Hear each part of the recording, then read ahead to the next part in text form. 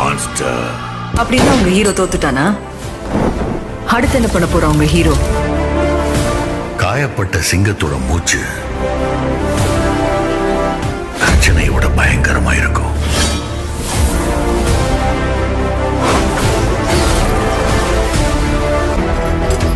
கிளம்பிட்டான். அவனுக்கு போற பாதையை பத்தி தெரியாது, போய் சேரப்போற இடத்தை பத்தியும் தெரியாது, அதோட அமானுஷ்ய சரித்திரத்தை பத்தியும் தெரியாது. வந்த பாசத்துக்கெல்லாம் இடம் கொடுக்காத. இங்க அதுக்கெல்லாம் மதிப்பில்லை. நெஞ்சில ஓரம் இருக்கிறவனுக்கு அது ஓட்டமும் ஓட்டாது.